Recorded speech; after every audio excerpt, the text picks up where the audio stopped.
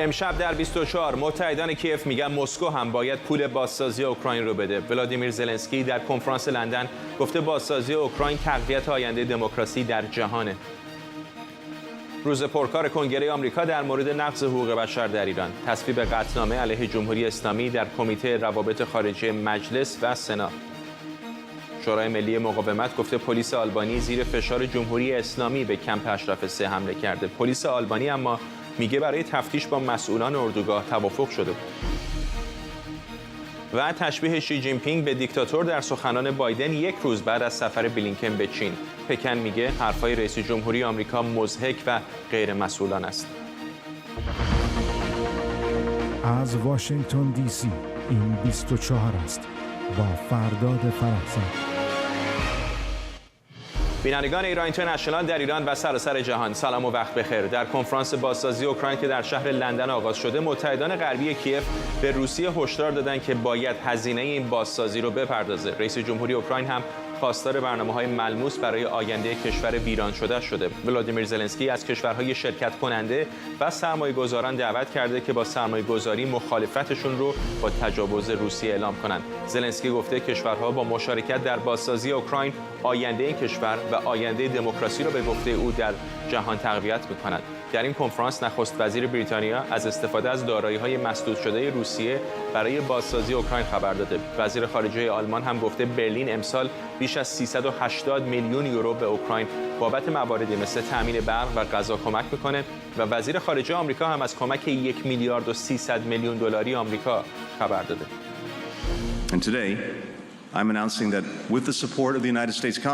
امروز من اعلام می‌کنم که با حمایت کنگره آمریکا ما بیش از 1.3 میلیارد دلار کمک دیگه هم به اوکراین اختصاص خواهیم داد.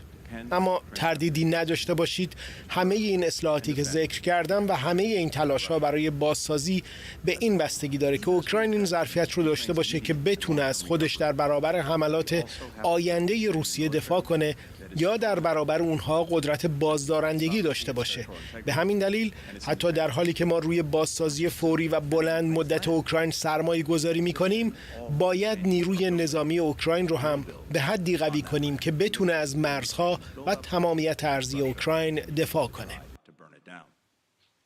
افشین شاهی استاد روابط بین‌الملل در دانشگاه کیل انگلستان از لندن با ماست. آقای شاهی، همین حالا هم میلیاردها میلیارد دلار سرمایه‌گذاری در اوکراین شده. بخش قابل توجهش طبیعتاً برای تجهیز نظامی این کشور. میخوام ازتون بپرسم این سرمایه‌گذاری‌های بیشتر برای بازسازی این کشور از سمت غربی‌ها چقدر میتونه سرمایه‌گذاری باشه که بازگشت خواهد داشت برای غرب؟ ببینید آقای فرحزاد، آینده نظام بین‌الملل روی خاکستر جنگ اوکراین بنا خواهد شد. اهمیت جنگ اوکراین برای غرب و آینده نقش غرب در آینده نظام بین‌الملل بسیار مهم هست و بنابراین ما نمیتونیم در واقع تمامیت پیچیدگی این پدیده جنگ اوکراین رو فقط متمرکز بکنیم به یک بازگشت اقتصادی. خب ما میدونیم که حداقل 60 کشور در این کنفرانس نمایندگی داشتند. بیشتر از 400 شرکت برجسته غربی تعهد کردند که در آینده در اوکراین سرمایه گذاری بکنند، ولی خب ما میدونیم در حیث اقتصادیش این حجم در واقع پول نمیتونه کافی باشه برای بازسازی اوکراین. با توجه به تخمین‌های اخیر بانک جهانی حداقل اوکراین به 400 میلیارد دلار نیاز داره که برگرده به همون حالت 16 ماه پیش و به نظر من این تخمین 400 میلیارد دلار یک تخمین بسیار محافظه‌کارانه است. به رغم تمام محدودیت‌هایی که بالاخره وجود داره، حداقل در شرایط فعلی اقتصادی دنیای غرب، به نظر من این کنفرانس فارغ از این هست که که تلاشی بوده خب بالاخره منابع بیشتری برای ادامه جنگ و برای بازسازی اوکراین تهیه بشه، بیشتر من فکر می‌کنم یک ژست سیاسی هست توسط رهبران غربی که این مسئله رو نشون بدن که به رغم اینکه 16 ماه از آغاز کارزار اوکراین گذشته، به رغم اینکه به نظر میاد این جنگ وارد یک پروسه بسیار فرسایشی شده، به رغم اینکه این جنگ تبعات بسیار قابل توجه اقتصادی برای تک تک کشورهای اروپایی و غربی داشته. کشورهای غربی از بعد سیاسی همواره متعهد هستند که از دولت اوکراین و از ارتش اوکراین در برابر تجاوز روسیه حمایت کنند. از نقطه نظر سیاسی کاملا متوجه حرفی که میزنید هستم، ولی همین 400 میلیارد دلاری که میگید پول قابل توجهیه. یعنی با دلار امروز حساب بکنیم چند برابر پولی است که در پروژه مارشال آمریکا خرج کرد. با دلار اون موقع که اگه حساب بکنیم چند ده برابر پول پروژه مارشال هست. میخوام اینو ازتون بپرسم، با توجه به مشکلاتی که خود اوکراین هم داره، میدونیم بالاخره فساد هم در این کشور وجود داره، همین الان هم در آمریکا کسانی هستن که منتقد این کمک‌های مالی هستن، آیا میشه اوکراین رو چیزی شبیه به مثلا آلمان یا ژاپن بعد از جنگ جهانی دید؟ خب ببینید، همین شما جالبه که به مارشال پلان اشاره کردید. خب واقعا خیلی از کارشناسان واقعا اعتقاد دارن که اگر که واقعا قرار آینده‌ای برای اوکراین وجود داشته باشه، در صورتی که سرانجام این جنگ یک سرانجام مثبت برای اوکراین باشه، خب طبیعتاً به یک مارشال پلان جدید نیاز هست، به میلیاردها، صدها میلیارد دلار سرمایه‌گذاری نیاز هست که اوکراین بتونه برگرده به همون شرایطی که 16 ماه پیش بوده. ولی خب مسئله‌ای که بسیار مهم هست این هستش که امروز بحث عضویت اوکراین در اتحادیه اروپا به نظر من یک مسئله بسیار جدی شده. اگر که به صحبت‌های مقامات متفاوت غربی در این کنفرانس لندن هم اشاره بکنیم، می‌بینیم که بارها و بارها به این مسئله اشاره شد، گرچه که به نظر میاد که چشمانداز عضویت اوکراین در اتحادیه اروپا آنچنان نزدیک نیست. ولی خب با توجه به اهمیت ژئوپلیتیکی که اوکراین امروز برای اروپا پیدا کرده، من فکر می‌کنم که این عملاً اجتناب ناپذیره. اما خب در این حال پرزیدنت زلنسکی هم بسیار تاکید میکنه که باید اوکراین در همین لحظه هم که جنگ ادامه داره باید در واقع به عنوان خانواده، یکی از اعضای خانواده ناتو پذیرفته بشه. خب طبیعتا در شرایط فعلی به نظر نمیاد که آنچنان در واقع شدنی باشه و ما داریم به یک پروسه بسیار بلند مدت نگاه میکنیم، فارغ از مشکلات جنگ، فارغ از ضرر زیان‌هایی که جنگ وارد کرده. حتی قبل از آغاز این کارزار هم اوکراین مشکلات بسیار عمیق ساختاری از جمله فساد که خودتون بهش اشاره کردید بوده و خب طبیعتاً برای رسیدن به اون نقطه‌ای که امروز غرب مد نظر داره، ما به نظر میاد که حداقل چندین سال، شاید چندین دهه هنوز فاصله داریم. اما در این مقطع زمانی چیزی که بسیار مهم هست این هستش که مثلا در چند ماه گذشته خیلی‌ها باور داشتن که وقتی جنگ وارد یک پروسه فرسایشی بشه، به مرور زمان امکان داره که تعهد حداقل بعضی از کشورهای غربی نسبت به اوکراین و نسبت به آینده اوکراین کمتر بشه. اما ما می‌بینیم که این تعهدات همواره ادامه داره و حتی به گمان من اهمیتش برای دنیای غرب به مراتب بیشتر و بیشتر شده. با توجه به پیچیدگی‌هایی که امروز در نظام بین‌الملل وجود داره، با توجه به پیچیدگی‌هایی که امروز وجود داره بین مناسبات ایالات متحده یا بهتر بگم غرب و چین و غرب و روسیه، همینطور که در اول بحث اشاره شد،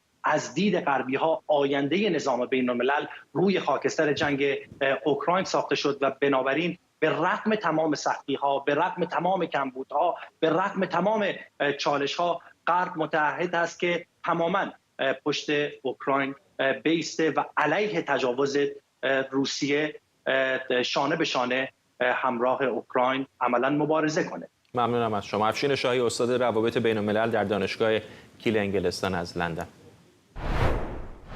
در حاشیه نشست بازسازی اوکراین، رافائل گروسی، مدیر کل آژانس بین‌المللی انرژی اتمی، درباره مذاکره آژانس با جمهوری اسلامی به فرهناز اسپت، خبرنگار ایران اینترنشنال، گفته هنوز کار زیادی درباره برنامه هسته ایران وجود داره و تهران باید شفاف‌سازی بیشتری درباره برنامه اتمیش انجام بده. تجزیه و تحلیل‌هایی درباره ارتباط ایران و وضعیت اوکراین وجود داره. درباره مذاکرات ایران و آمریکا میتونم بگم امیدوارم گفتگوها کم کم به سوی مذاکرات صلح‌آمیز پیش بره. وضعیت فعلی نشون میده که باید ادامه بدیم. هنوز کار زیادی وجود داره و ایران هنوز نیاز داره شفاف‌سازی بیشتری درباره برنامه اتمیش انجام بده. ما داریم با اونا کار میکنیم.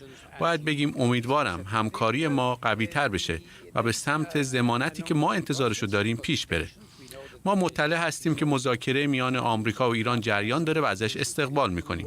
در زمینه برنامه هسته‌ای ایران وظایف مشخصی داریم، از جمله بازرسی و اطمینان از اینکه برنامه ایران منجر به گسترش تسلیحات هسته‌ای یا هر گونه اقدام به گسترش تسلیحات هسته‌ای نشه.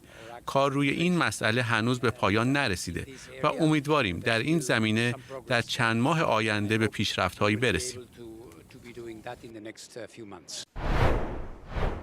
کنگره آمریکا روز پرکاری رو در مورد مسائل مربوط به ایران سپری کرد. هر دو کمیته روابط خارجی در مجلس نمایندگان و سنا ساعتی پیش در مورد ایران طرح‌ها و قطعنامه‌هایی رو مطرح و تصویب کردند. سنا در جلسه محرمانه قطعنامه پیشنهادی سناتور باب منندز در حمایت از معترضان در ایران رو بررسی کرد. کمیته روابط خارجی مجلس نمایندگان هم با تشدید تحریم‌ها علیه صنعت نفت ایران موافقت و قطعنامه‌ای رو در محکوم کردن سرکوب سیستماتیک بهاییان تصویب کرده.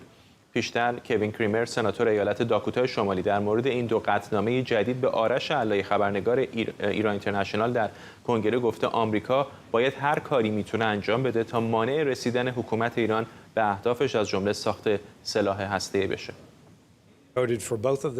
من به هر دوشون رأی دادم و فکر میکنم ما باید تحریم‌ها رو علیه دولت ایران تمدید کنیم، چون اونها متحد به نابودی اسرائیل و حمله به ایالات متحده هستند. اونها در برنامه هسته‌ای خودشون به ساخت سلاح هسته‌ای نزدیکتر میشن. ما باید هر کاری که میتونیم انجام بدیم تا دولت ایران رو از اون دو هدفی که دارن باز بداریم و مخالفان داخل ایران رو تشویق کنیم. میفهمم که مبارزه با آخوندها چقدر سخته، اما ما باید مردم رو تشویق کنیم، چون وقتی مردم قیام کنن تغییری در حکومت ایران رخ خواهد داد و مردم آزادتر از امروز خواهند بود.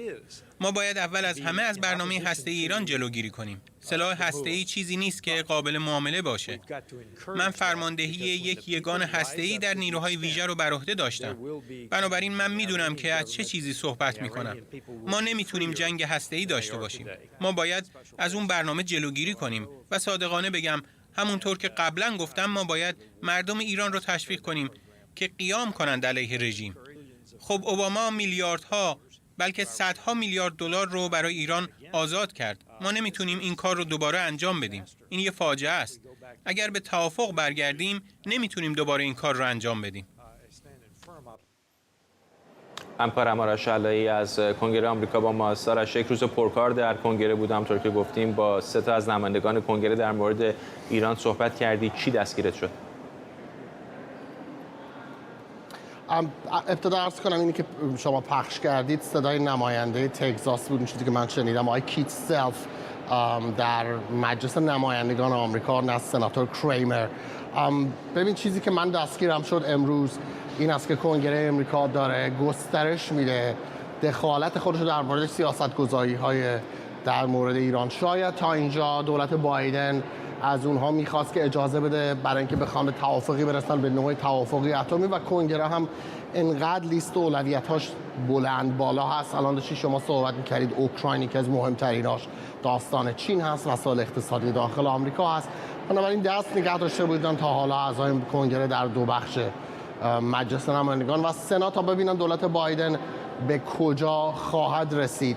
از اون طرف وقتی من صحبت می‌کردم امروز، حالا اون بخشی که مربوط به سنا می شود خاطر جلسه محرمانه بود، نه فقط به خاطر داستان ایران، کشورهای دیگه ای را هم داشتن بررسی میکردن. انتظار می رود اون چیزی که قطعنامه‌ای که سناتور باب منندز برای حمایت از خیزش انقلابی مردم ایران به کمیته روابط خارجی سنا برده بود تصویب شده باشد. انتظار می رود، میگویم، چون هنوز گالری مطبوعاتی سنا به ما پاسخ نداده است که بعد از این جلسه محرمانه چه اتفاقی افتاده. اما نقض حقوق بشر در ایران یک داستانی است که نمایندگان کنگره آمریکا در موردش بسیار نگران هستند.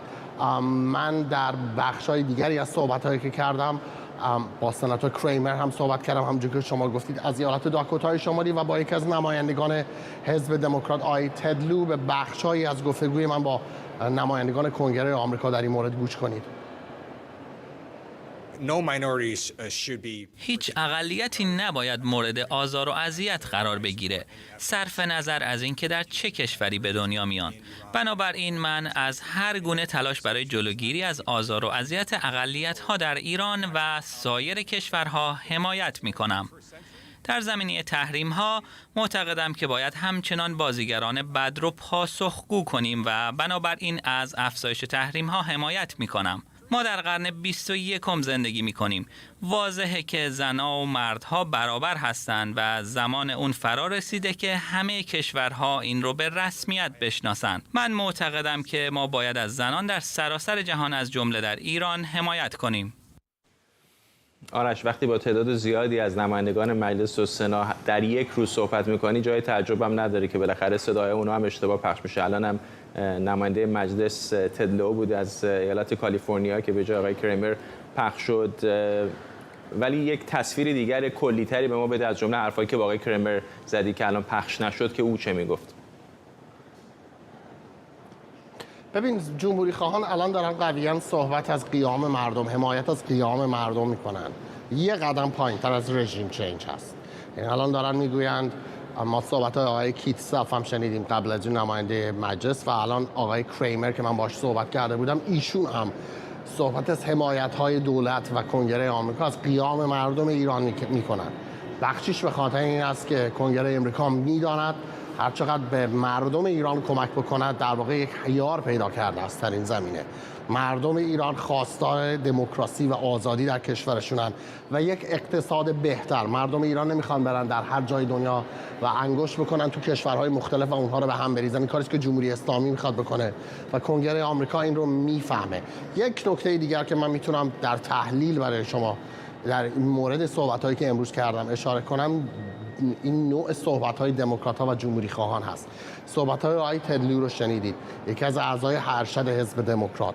ایشون یکی از اعضای بسیار باسواد و یکی از اعضایی است که در مورد مسائل سیاست خارجی بسیار با اطلاع است. صحبت‌هایی که از ایشون شنیدید یک سری صحبت‌های کلیشه‌ای بود.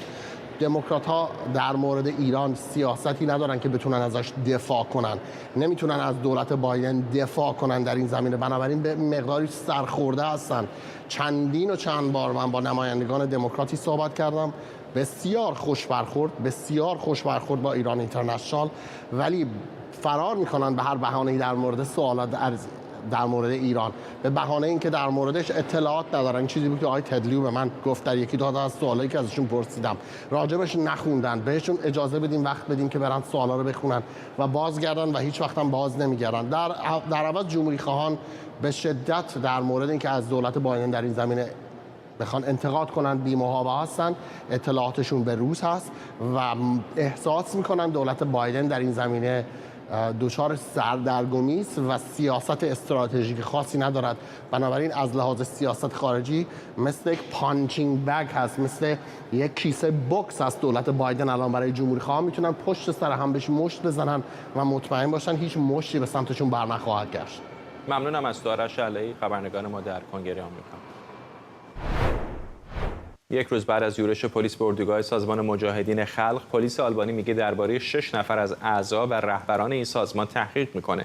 در بیانیه پلیس آلبانی اومده که این افراد به دلیل اعمال خشونت، مقاومت در برابر اجرای قانون و ماموران پلیس مورد پیگرد قرار گرفتن. سازمان مجاهدین خلق اما به ایران اینترنشنال گفته یورش پلیس آلبانی به درخواست جمهوری اسلامی صورت گرفته. این سازمان گفته در 9 سال گذشته طبق قوانین آلبانی عمل کرده، به توافقش با دولت این کشور درباره خودداری از ایجاد مشکل امنیتی هم پایبند بوده.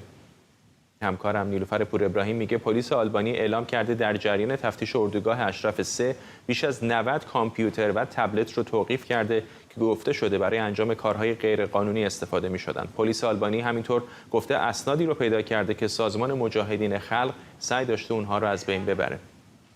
پلیس آلبانی طی بیانیه اعلام کرده که 6 نفر از اعضای سازمان مجاهدین خلق از ساکنان این سازمان در آلبانی و همینطور مدیران اون تحت تعقیب قرار گرفتند. به گفته پلیس آلبانی این افراد به دلیل مقاومت در برابر اجرای دستورات پلیس، آسیب زدن به اموال و همینطور در واقع آسیب زدن به نیروهای پلیس تحت تعقیب قرار گرفتن. اسامی اونها رو با حروف اختصاری اعلام کرده و سن اونها رو گفته که سنشون از 61 تا 72 ساله. گفته که عملیات نیروهای پلیس این کشور مطابق با قانون بوده و به دستور دادستانی و اینکه سازمان مجاهدین خلق مقاومت کردند و حتی رفتار در واقع خشنی در مقابل نیروهای پلیس این کشور به خرج دادن در مقابله با اونها و سعی کردن اجازه ندن اونها کارشون رو انجام بدن. به نظر میرسه که این بیانیه و صحبت‌های نیروهای پلیس و همینطور دادستانی آلبانی بعد از اینه که انتقادهای بسیاری به رفتار اونها در یورش به اردوگاه مجاهدین خلق در آلبانی داره صورت میگیره. رئیس پلیس آلبانی هم روز گذشته اطلاعاتی رو در مورد چگونگی در واقع این عملیات اعلام کرده بود، اطلاعات کاملتری رو در این زمینه داده بود. در اشاره کرده بود که حتی 15 نیروی پلیس این کشور هم زخمی شدند و برخی ماشین‌های اونها آسیب دیده و در عین حال به این هم اشاره کرده بود که 21 نفر از اعضای سازمان مجاهدین خلق هم زخمی شدند و به بیمارستان منتقل شدند. در این بیانیه همینطور اشاره شده بود در بیانیه رئیس پلیس آلبانی به این موضوع که اونها در این عملیات بیش از 90 کامپیوتر، تبلت و همینطور دستگاه‌های تایپ رو ضبط کردند که به گفته پلیس آلبانی برای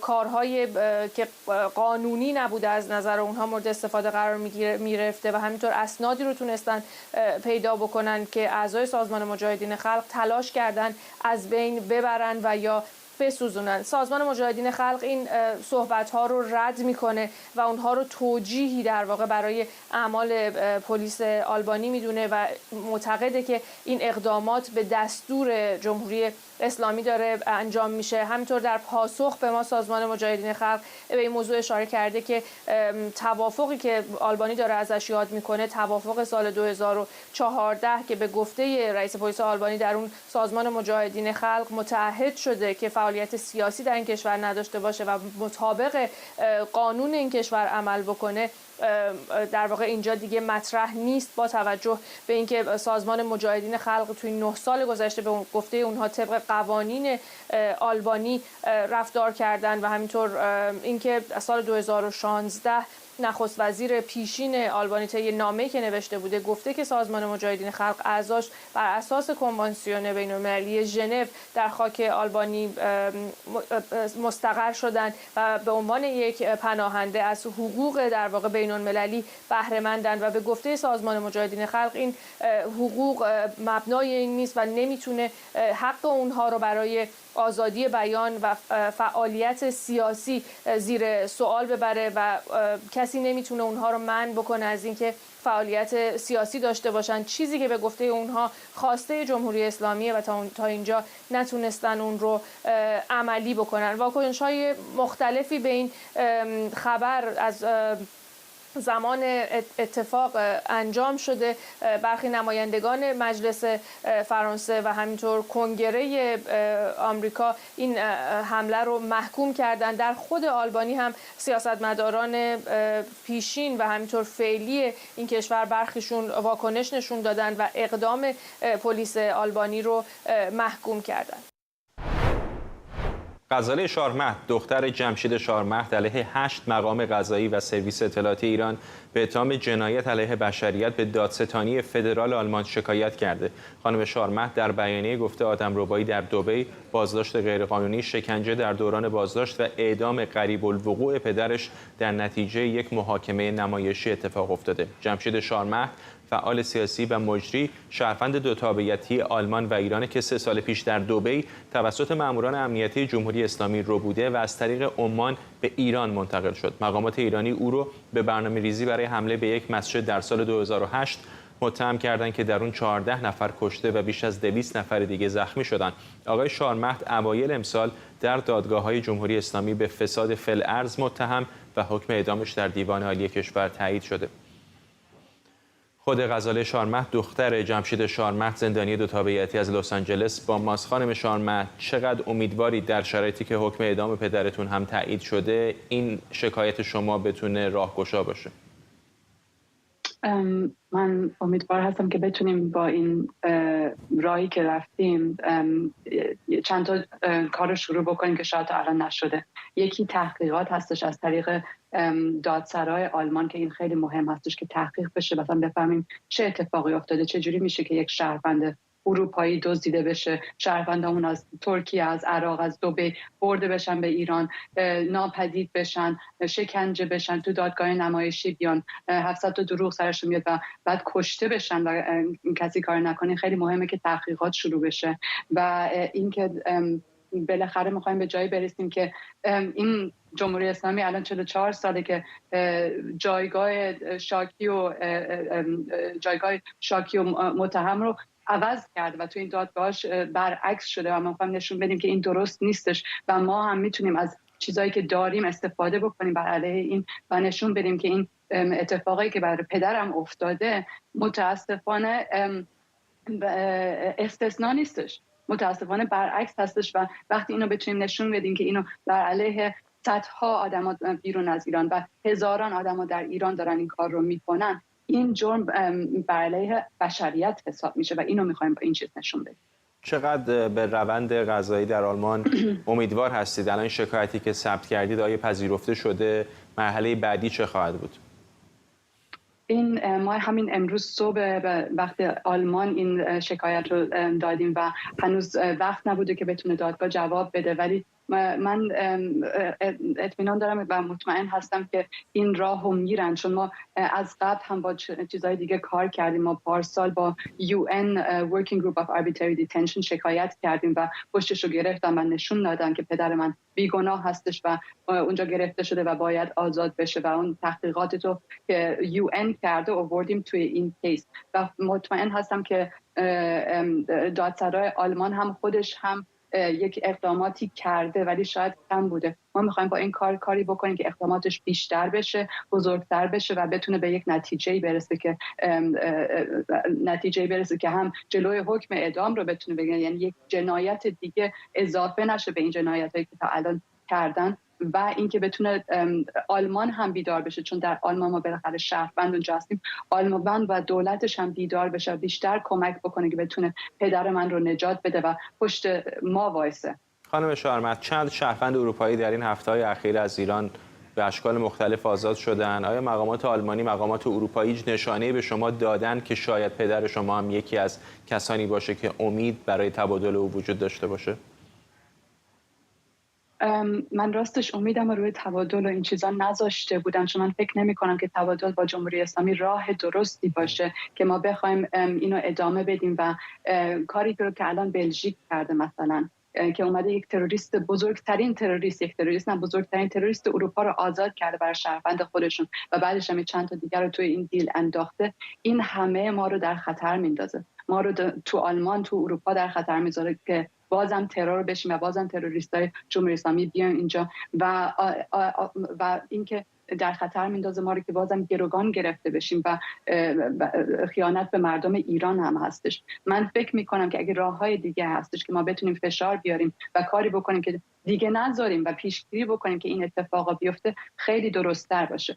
اما من نمیتونم تصمیم بگیرم، به حرف منو تو این دولت‌ها قبول نمی‌کنم و کار خودشون میکنن و مهم این هستش که وقتی این راهو دارن میگن و معادله رو دارن میکنن، باید تمام گروگان‌ها رو توش بندازیم. ما نمیتونیم تک تک برای هر گروگان یک دیلی، یک کاری بکنیم و بعد بگیم که چرا گروگان‌ها دارن بیشتر و بیشتر میشن. با این راه‌ها پدر من رو تو خطر بزرگتری انداختن و الان میدونیم که آمریکا هم این کارو میخواد بکنه، سوئد هم داره میخواد این کارو بکنه، معادله با حمید نوری بکنه و اگر قرار این راه رو برن که مردم رو نجات بدن، اگر قصدشون نجات مردم، نجات پدرم، نجات احمد رضا جلالی باشه، باید تمام گروگان‌ها توی این دیل، توی این معادله ها باشن. اگه نباشن هم جون اونا در خطر میفته بدتر و هم ماها در خطر میفتیم که ما هم بالاخره میتونیم گروگان گرفته بشیم و همین اتفاق برامون بیفته. سپاسگزارم از شما. غزاله شارمهد، دختر جمشید شارمهد، زندانی 2 تابعیتی از لس آنجلس با ما. شورای عالی انقلاب فرهنگی دیروز وظیفه نظارت بر رسانه‌های صوتی و تصویری فراگیر و شبکه نمایش خانگی رو به صدا و سیما واگذار کرد. با تصویب این قانون یک دعوای قدیمی که در اون پای پول‌های زیادی در میانه به نفع صدا و سیما به پایان میرسه. این دعوا که بر سر نهاد ناظر بر تولیدات شبکه نمایش خانگی و فضای مجازی بعد از ابلاغیه 8 سال پیش علی خامنه‌ای شروع شد. او گفته بود مسئولیت صدور مجوز و تنظیم مقررات در این زمینه باید منحصراً در اختیار سازمان صدا و سیما باشه.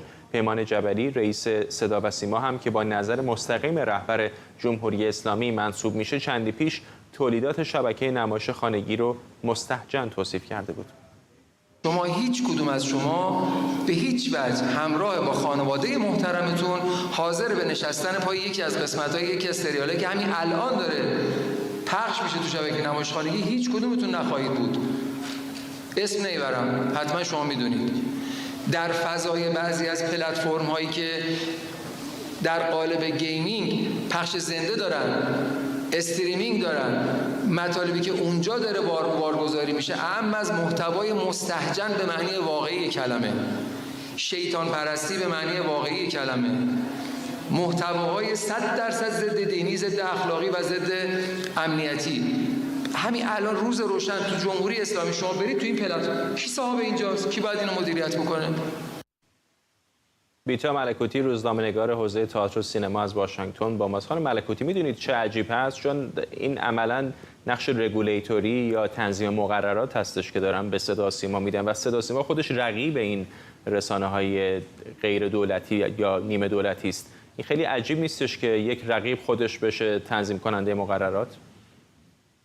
ببینید، یک دهه در حقیقت دعوا بود بین وزارت ارشاد، اون بخشی که نظارت میکرد بر تولید آثار نمایش خانگی، و صدا سیما، و هیچ ارگان بالاتری نبود، مسئول بالاتری دخالت نمیکرد تا اینکه سرانجام بالاخره شورای عالی انقلاب فرهنگی دخالت کرد به ریاست ابراهیم رئیسی و به این در حقیقت دعوا خاتمه داد و به پیروزی که قابل پیش بینی هم بود، کاملا قابل پیش بینی بود که این صدا سیماست که پیروز میشه، چون صدا سیما یک نهاد کاملا حکومتیه که از طرف رهبر جمهوری اسلامی انتخاب میشه رئیسش، و در تمام این سالها که سریال های نمایش خانگی شروع شد و خیلی پا گرفت و همینطور کیفیتش رفت بالاتر و مخاطبش بیشتر شد، این یک خاری بود در چشم صدا سیما، چون همونقدر که در حقیقت اونجا نمایش خانگی مخاطبش بالا میرفت، صدا سیما مخاطبش هی کم و کمتر میشد، به طوری که الان در حقیقت به اون صورت اصلا مخاطبی نداره صدا سیما. یه جز یک قشر خاص خیلی مذهبی یا وابسته به نظام اصلا کسی تلویزیون جمهوری اسلامی نگاه نمیکنه. ببینید، از همون سالهای شروع تولید نمایش خانگی که از اواسط یا اواخر دهه 80 شروع شد، با آثار طنز آقای مهران مدیری، با سریال هایی که داستان های عاشقانه داشتن مثل قلب یخی و سریال هایی که بازیکنان در حقیقت خیلی محبوب مخاطبان رو به خدمت می گرفتن، این در حقیقت احساس خطر رو صدا سیما کرد، به خاطر اینکه این سریال ها در مقایسه با سریال هایی که از صدا سیما پخش میشه ممیزی خیلی کمتری باشون روبرو هستند و دست و پنجه نرم میکنن. یعنی شما اگر بیاید این سریال ها رو مقایسه بکنید، ببینید که توی این سریال ها حجاب خانم ها خیلی بیشتر شبیه اون چیزی هست که در جامعه میبینیم، روابط بین آدم ها، اصلا داستان هایی که معمولا در این سریال ها هست، چیزهایی هست که اصلا یه خط قرمزهایی رو رد میکنن که اصلا تو صدا سیما امکان نداره که شما هم چیزی ببینید. مثلث‌های عاشقانه، عشق‌های 3 نفر و 4 نفره، زنان شوهر کرده که دوست پسر دارن یا مردانی که ازدواج کردن دوست دختر دارن، و اصلا خیانت، خودکشی، یعنی موضوعاتی که اصلا خط قرمز هستن در صدا سیما و اصلا امکان نداره شما در سریال های صدا سیما که بیشتر مذهبی هستند، بیشتر خانم‌ها با چادر هستند، مناسبتی هستند و یک در حقیقت نمایشی از خانواده ایرانی میده که واقعا با واقعیت اون خیلی فاصله داره. خب اینا میدن توی رقابت باختن و هی این بیشتر و بیشتر شد این شکاف. یعنی همونقدر که این CD ها از اوایل دهه 90 راه پیدا کرد به سبد خانوارها، سبد خرید خانوارها، همونقدر تعداد تلویزیون خاموش کردن‌های جمهوری اسلامی بیشتر شد. و خب شما وقتی که نگاه میکنید به دو تا آثاری که داره تولید میشه، میبینید به لحاظ کیفی، به لحاظ موضوع داستانها خب اصلا قابل مقایسه نیستند. اکثر سریال های صدا سیما واقعا موضوعات خسته کننده، تکراری و چیزی هستن که واقعا مردم خستن و اصلا نمیخوان اونا رو ببینن. در نهایت این دعوا به ضرر کسانی که در این سریال های نمایش خانگی کار میکردن در تولید اونها تموم شد و این خبر خیلی بدی هست برای اونا به نظر من. یعنی یک دوره آغاز خواهد شد که در حقیقت سریال های خانگی هم مجبورن به همون ممیزی های صدا سیما تن بدن و این خیلی خبر بدی هست برای بازیگران، کارگردانان، تمام دستاندرکاران تولید و از همه بدتر فکر کنم مخاطبان، کسانی که خب یه دل خوش کرده بودن به آثاری که حالا مفرح هستند، سرگرم کننده هستند و میتونن ساعتی رو واقعا با اونا بگذرونند و از فضای صدا سیما دور باشد. ممنونم از شما. بیتا ملکوتی، روزنامه‌نگار حوزه تئاتر و سینما. یک روز بعد از دیدار آنتونی بلینکن وزیر خارجه آمریکا با شی جین پینگ رئیس جمهوری چین، اظهارات جو بایدن رئیس جمهوری آمریکا که در اون به شی جین پینگ به عنوان دیکتاتور اشاره شده بود، واکنش تند پکن رو به همراه داشته. به گزارش رویترز، آقای بایدن دیروز در مراسمی در کالیفرنیا برای جمع‌آوری کمک‌های مالی برای کارزار انتخاباتیش با اشاره به ماجرای بالون چینی در آسمان آمریکا و ساقط شدنش گفته ناراحتی زیاد شی جین پینگ به دلیل بی‌اطلاعیش درباره اون بالون بوده. آقای بایدن در ادامه گفته این برای دیکتاتورها مایه شرمندگی وقتی نمیدونن چه اتفاقی افتاده. سخنگوی وزارت خارجه چین این اظهارات رئیس جمهوری آمریکا رو مسک و غیر مسئولانه خونده. اظهارات طرف آمریکایی بسیار مضحک و غیر مسئولانه است و باقیات اساسی پروتکل دیپلماتیک و شأن سیاسی چین را نقض میکنه. این سخنان تحریک سیاسی آشکاره. چین از این اظهارات عمیقاً ناراضی و به شدت با اون مخالفه. سمیرا قرایی همکارم اینجا در استودیو با ما سی ضرب‌المثل فارسی داریم، میگه با دست پس میزنی با پا پیش میکشی. الان همچین چیزی شده دیگه. وزیر خارجه آمریکا بعد از 5 سال رفته پکن، با کلی ماجرا بالاخره مقامات چینی رو دیده.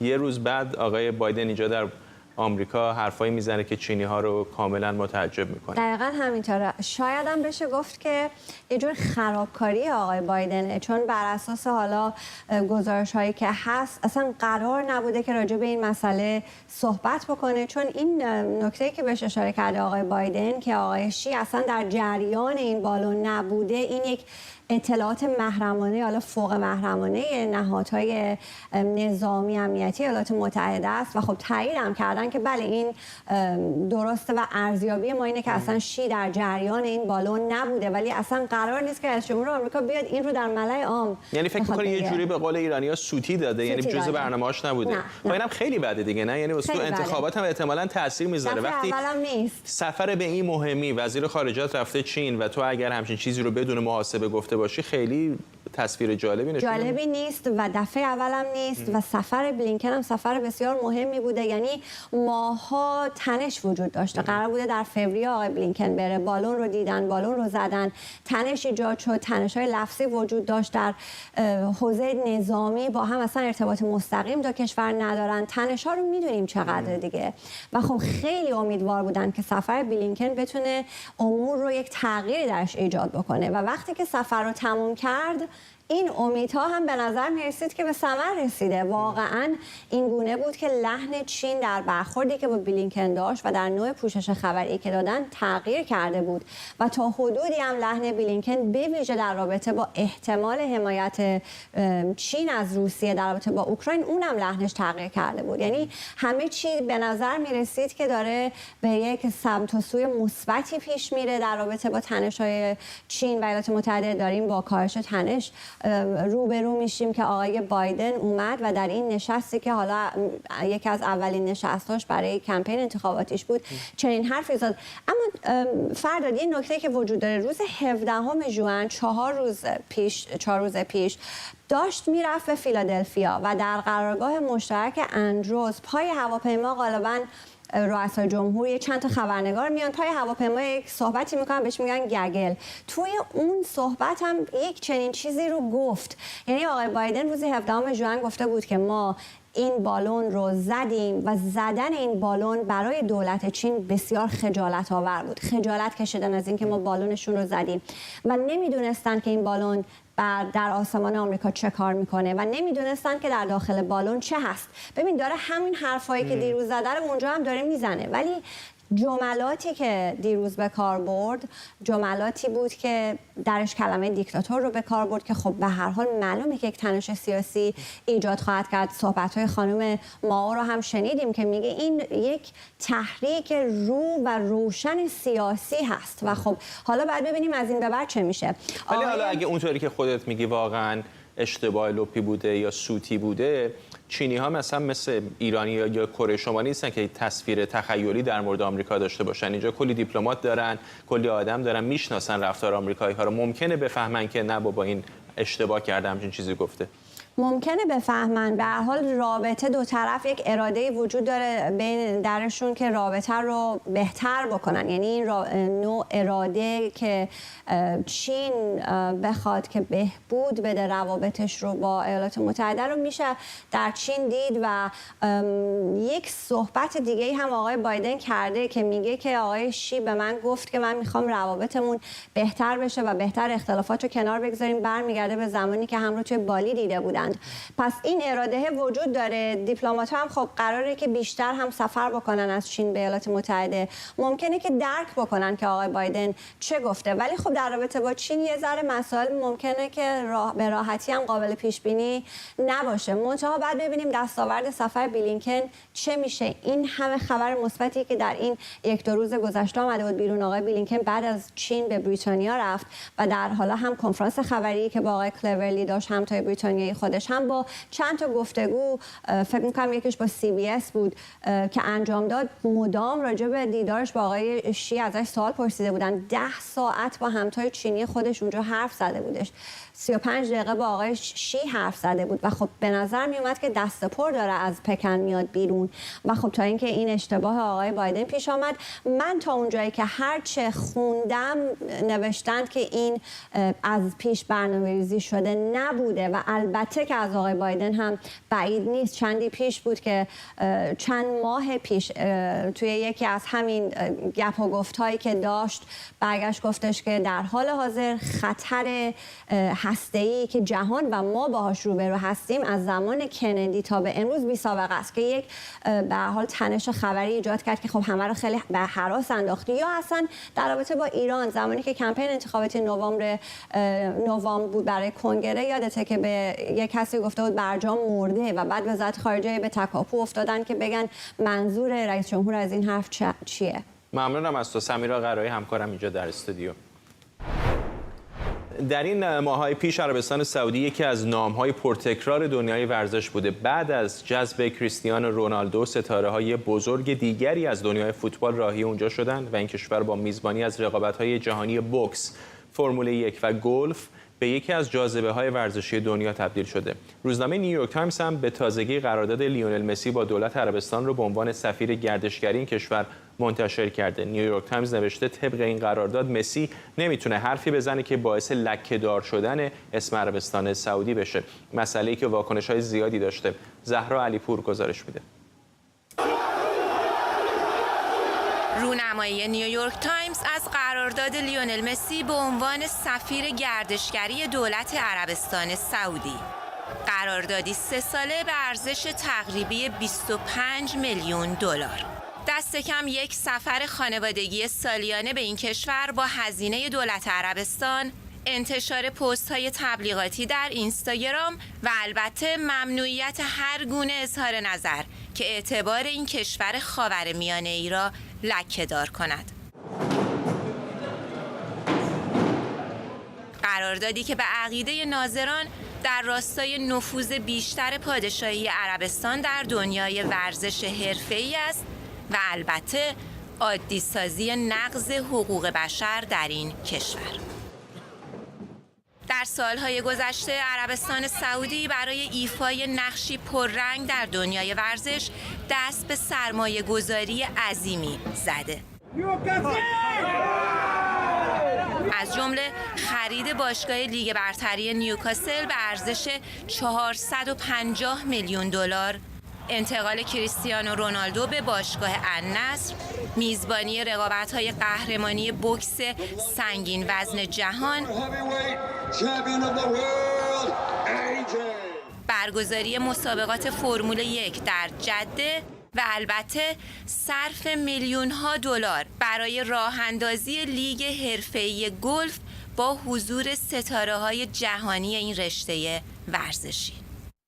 به همه این سرمایه‌گذاری‌های عظیم پروژه خصوصی سازی ورزش در پادشاهی عربستان را هم اضافه کنید. پروژه‌ای دولتی که منابع مالی آن را صندوق سرمایه‌گذاری عمومی به ریاست محمد بن سلمان ولیعهد این کشور تأمین خواهد کرد. خرید بیش از 70% سهام 4 باشگاه مطرح عربستانی از سوی این صندوق و انتقال پرسر و صدای ستاره‌های فوتبال به لیگ این کشور با بودجه 1 میلیارد دلاری از جمله دیگر گام‌های بلند عربستان سعودی برای نفوذ در دنیای پرزرق و برق ورزش جهان است. گام‌هایی بلند که در میان حساسیت بالای رسانه‌ها، نهادهای حقوق بشری و افکار عمومی برداشته می‌شود.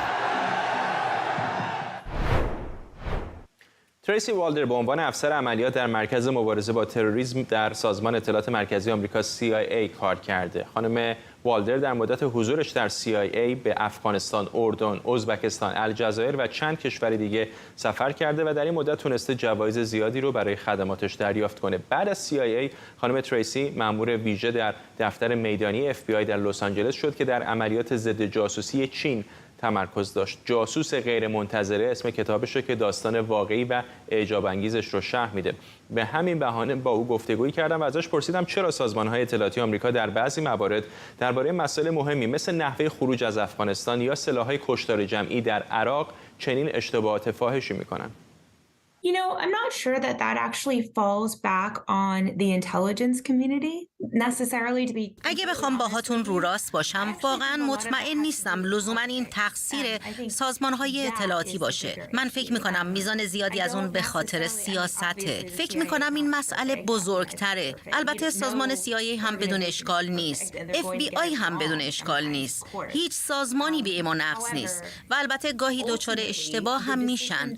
با این حال در نهایت تصمیم به اشغال، عقب نشینی یا جنگ با سازمان‌هایی مثل CIA نیست. تصمیم با قوه مجری است که اونا زیر مجموعه اون نیستن. من نمیخوام تقصیر رو به گردن کس دیگه‌ای بندازم، اما فکر میکنم در مورد این واقعیت که ما فقط میتونیم اطلاعات رو ارائه کنیم کمی سوء تفاهم وجود داره. این نهایتاً به خود مردم بستگی داره که با این اطلاعات چیکار کنن یا چطوری باهاش ادامه بدن. من تو کتابم در مورد این موضوع صحبت کردم. کالین پاول که اون زمان وزیر امور خارجه بود هم درباره این موضوع تو کتابی که قبل از مرگش نوشت صحبت کرده. گروهی که من باهاشون در مرکز مبارزه با تروریسم کار می‌کردم، نموداری ارائه کردند که هیچ ارتباطی به عراق نداشت و ازش سوء استفاده شد و دولت اون رو علیه عراق تغییر داد. و همونطور که گفتم، فکر می‌کنم گاهی برای سیاستمدارای ما خیلی راحته که یه سازمان رو، به خصوص سازمانی مثل CIA رو شماتت کنن که نمیتونه از خودش دفاع کنه، چون ما اجازه نداریم دربارش صحبت کنیم. خیلی ساده است. به نظر من واضح ترین تصورات غلطی که وجود داره در مورد سازمان CIA و بقیه سازمان‌های اطلاعاتی به خاطر فرهنگ عامه است. میدونم همه با گفتن این حرف از من متنفر میشن. میدونین این فرهنگ احتمالاً همه رو جذابتر از اون چیزی که هست نشون میده. فکر میکنم یکی از بزرگترین تصورات اشتباه رایج اینه که ما رو شبیه به آدم کشهای آموزش دیده به مردم نشون میدن. اما سازمان CIA مجری قانون نیست. اجرای قانون وظیفه این سازمان نیست. ما فقط اطلاعات جمع آوری میکنیم. مسلح نیستیم چون مأمور اجرای قانون نیستیم. بنابراین این چیزیه که از نظرم کمی آزاردهنده است. چیز دیگه ای که من دوست ندارم سلسله مراتب عجیب و غریبیه که به مردم نشون میدن اما در واقع وجود نداره. واقعیت اینه که تو کار همه ما یکسان دیده میشیم. چه شما یه تحلیلگر باشی یا افسر عملیات فنی، همه ما یکسان دیده میشیم چون همه ما برای انجام یه مأموریت اونجاییم. بنابراین ما موقعیتی مثل این که یکی بهتر از دیگری باشه رو اساساً نداریم. تریسی والدر بود، مأمور سابق CIA.